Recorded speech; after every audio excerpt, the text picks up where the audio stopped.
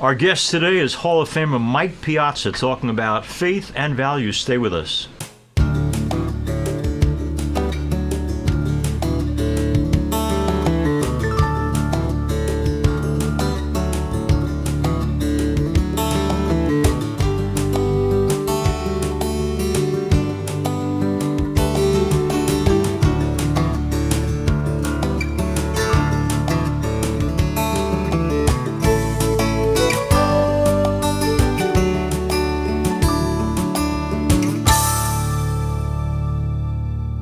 Hello and welcome to Personally Speaking. I'm your host, Msgr Jim Lisante, and Major League Baseball Hall of Famer Mike Piazza joins me now. Mike played most notably for the New York Mets and Los Angeles Dodgers, and in 2016 he was inducted into the National Baseball Hall of Fame.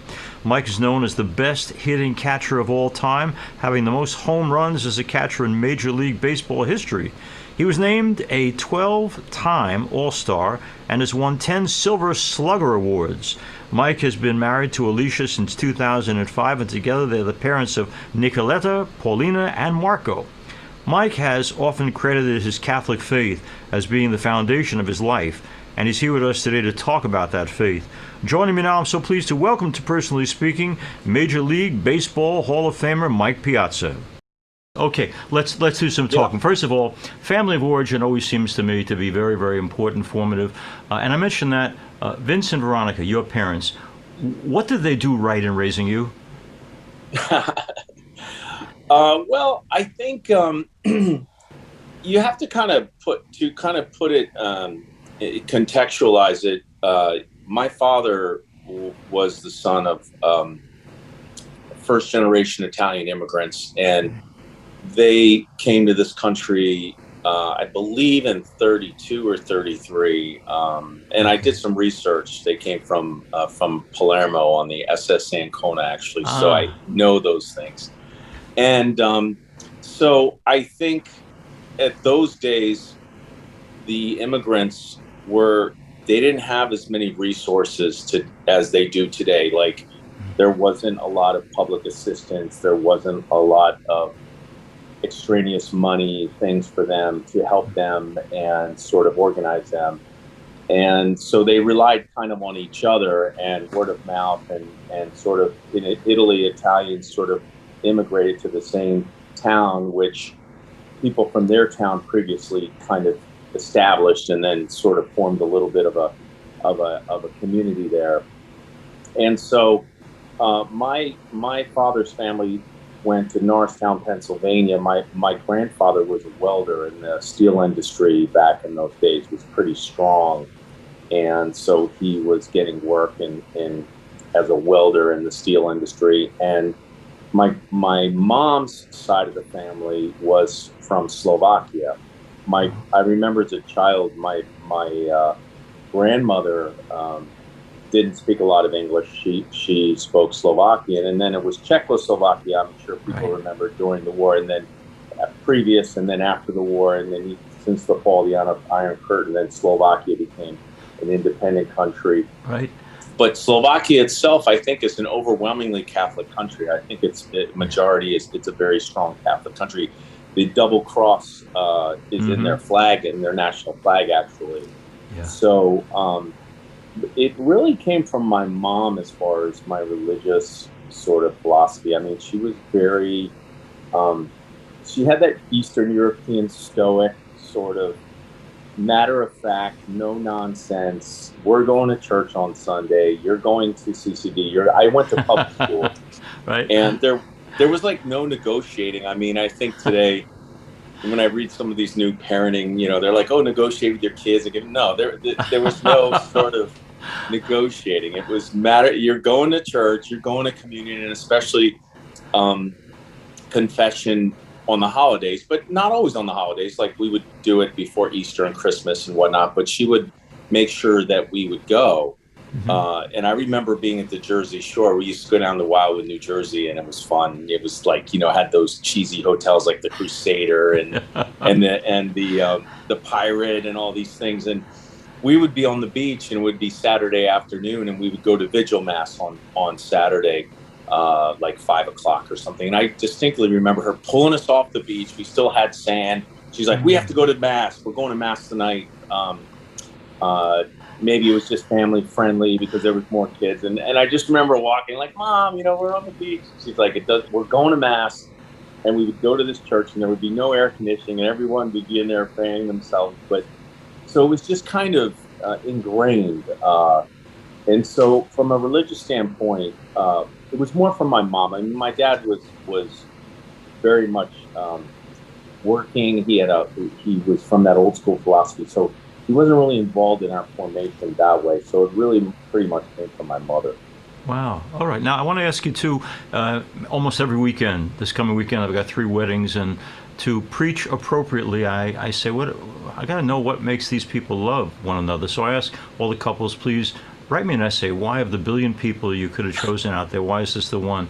So if you had been pressed by Iggy Catanello to do that, I don't know if you were or not, what would you have said about why you and Alicia ended up with each other? Yeah, thank you. We're going on 18 years actually. Wow. And I think people today, of course, when you meet, you have to have some romance and you have to have that attraction. But then it turns into sort of a friendship ignited, so to speak, and you become more conditioned to the family and sacrificing for each other. And it of course, yeah, I don't want to say it's not romantic. I mean, of course, when you spend so much time together, you have to make an effort to reconnect with your spouse. But because we sometimes get so caught up in kids and school and the responsibilities of a family. But as far as my wife, I mean, and again, I'm probably guilty as most husbands are of sort of taking things for granted. But I would say just to generally understand that it's not necessarily about happiness, it's about holiness. And that we have to sort of sacrifice at times. And that may be in a marriage that we don't feel we're getting a lot out of, that we may be doing all the giving.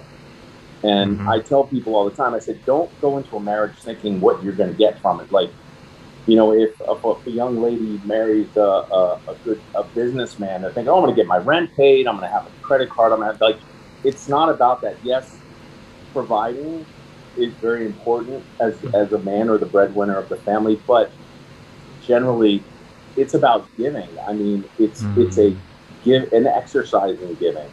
And I think if you go into it with the wrong perception, you will obviously be disappointed because when you listen to the vows, and I think it's very important when you have it witnessed in front of people. So my wife makes an interesting comment that when we've had problems or issues in our marriage, she's like, "I feel like everyone's rooting for us. Everybody that was there pulling for us and supporting us. So we feel an extraordinary responsibility to try to work out our differences, or at least try to get through those rocky spots, because it's so easy to throw in the towel today. It's accepted in society's like, oh, you're just divorced. It's no big deal. It's right. And so you have to kind of be countercultural in that way, and you have to understand.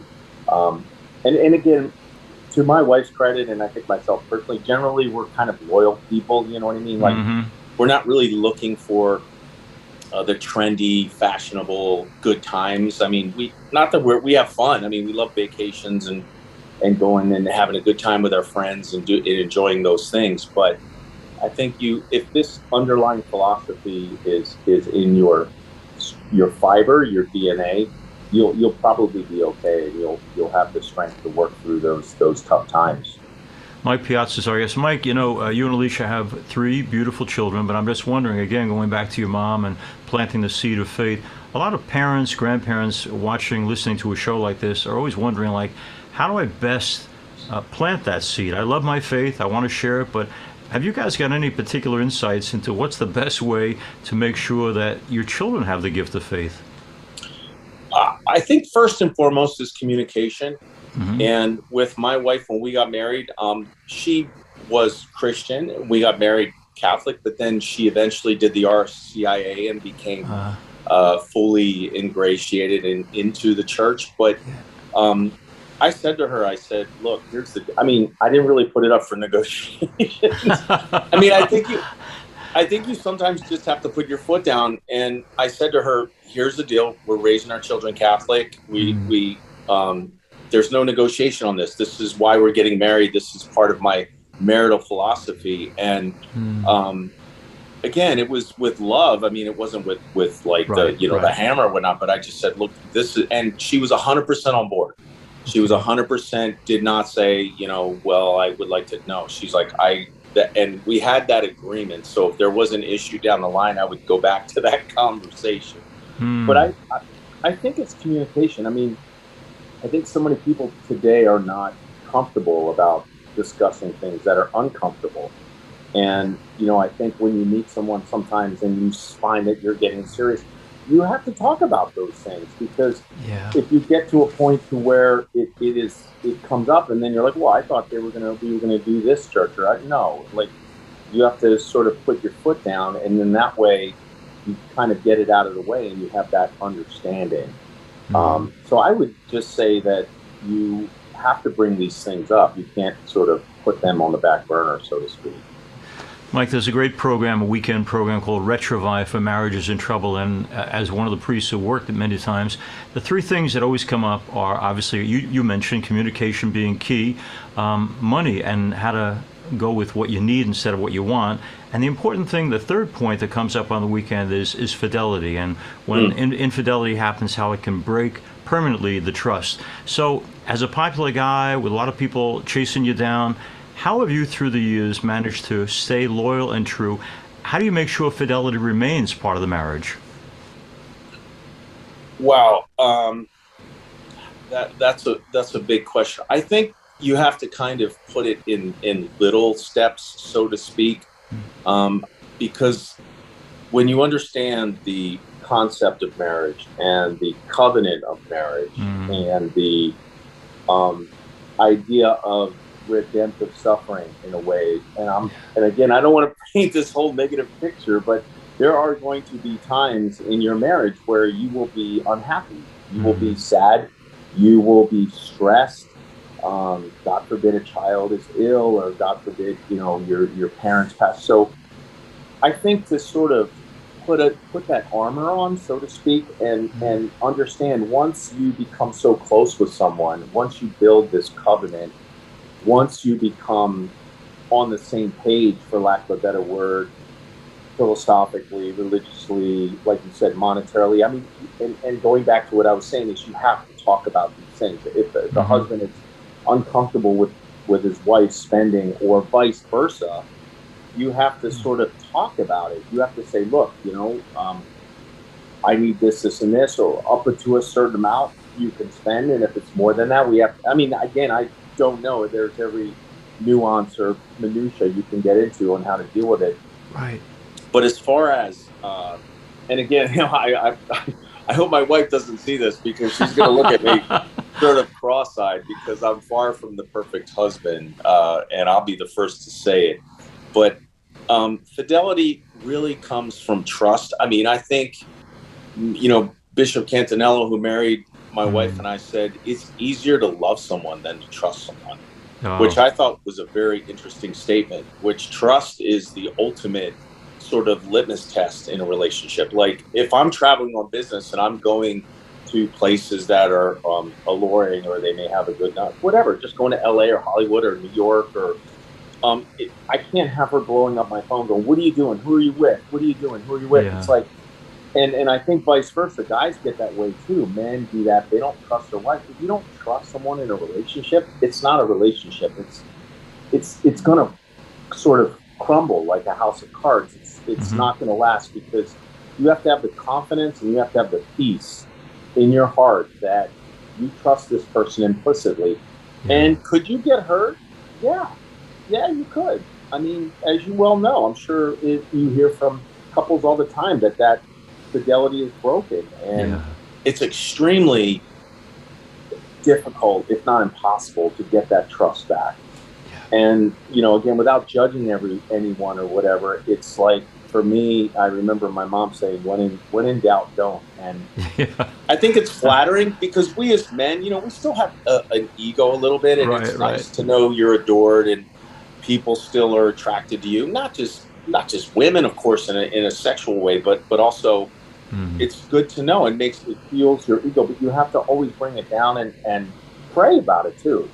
Um, there's temptation. I mean, that's part of life. I mean, Satan tempted our Lord, and if you need inspiration, you have to bring yourself down, relax, and read, and find inspiration from those sources. And then again, it comes from education. It comes from teaching our children the right way. Because if someone is so aloof to sort of jump out of a marriage at the first sign of stress, they Right. probably weren't brought up with those values and those morals that we need to imply into our children.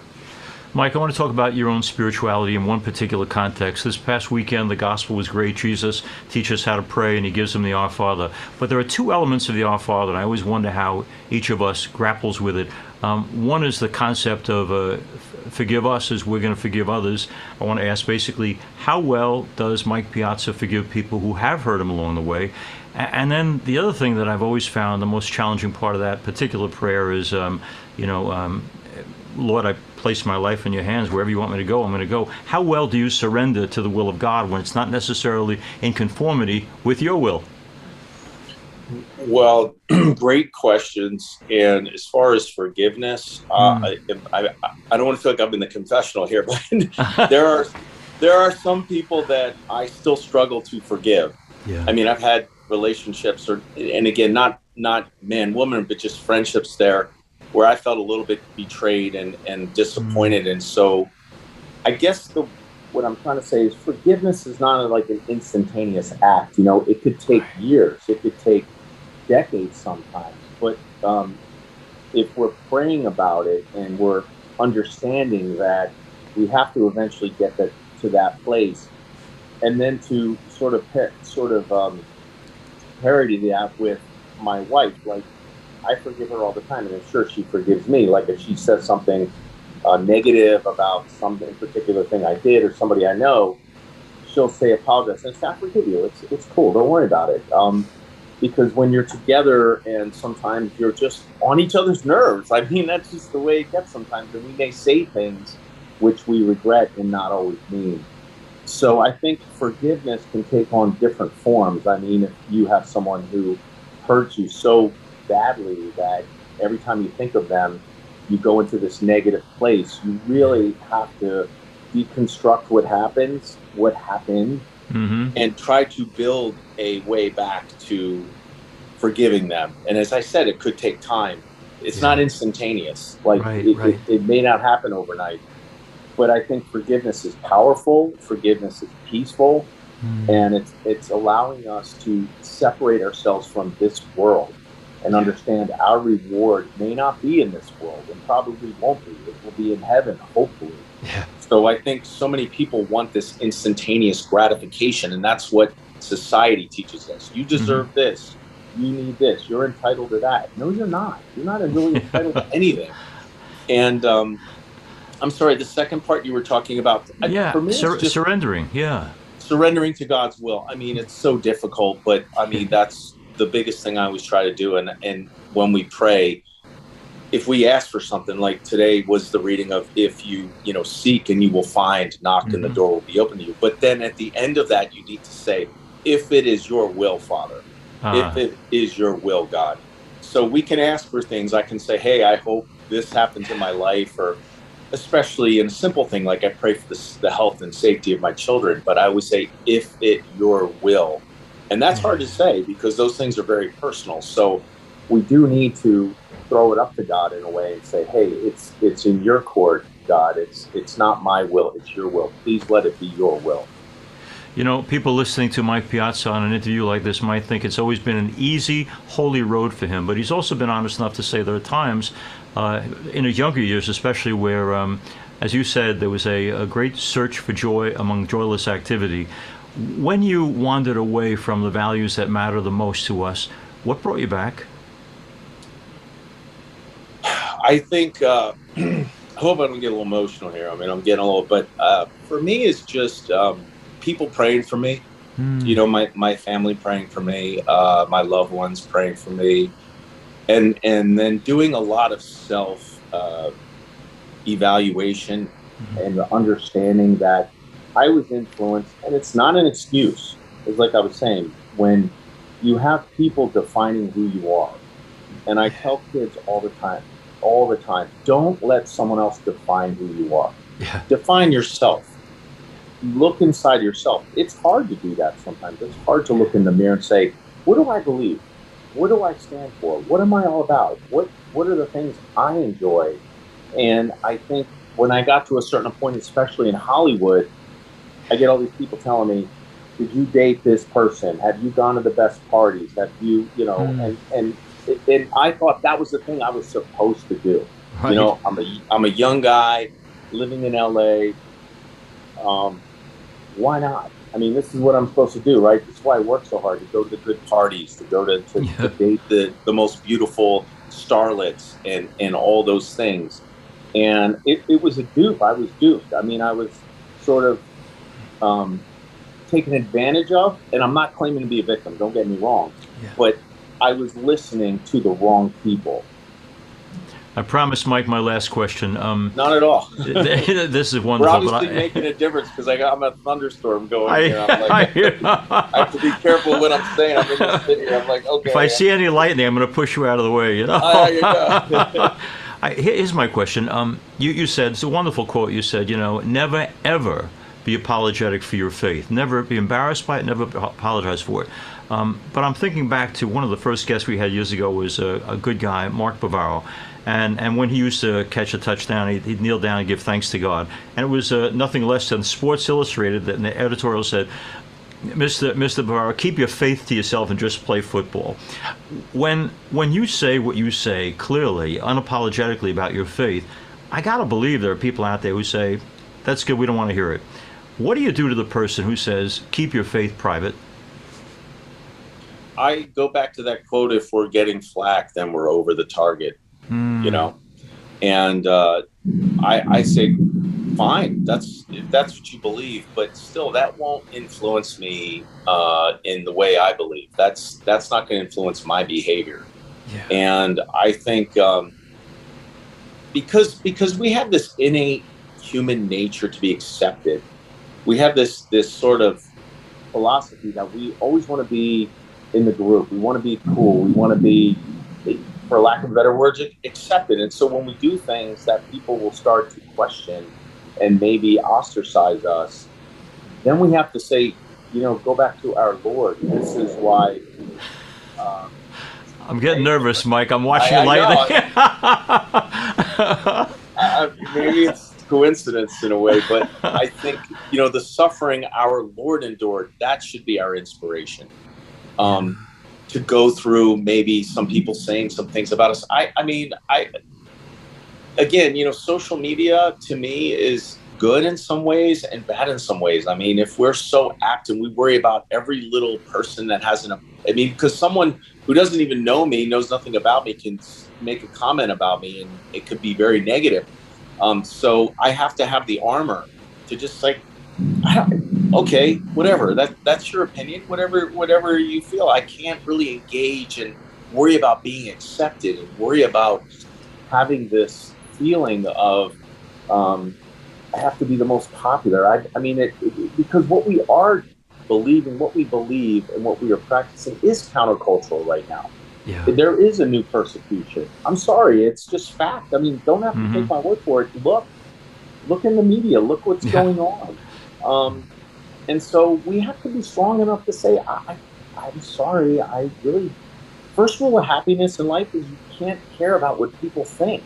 Yeah. You can't. Number one, you're not going to control it. Number two, if you are successful and you're happy, there's going to be a lot of people that naturally are jealous regardless of your religion.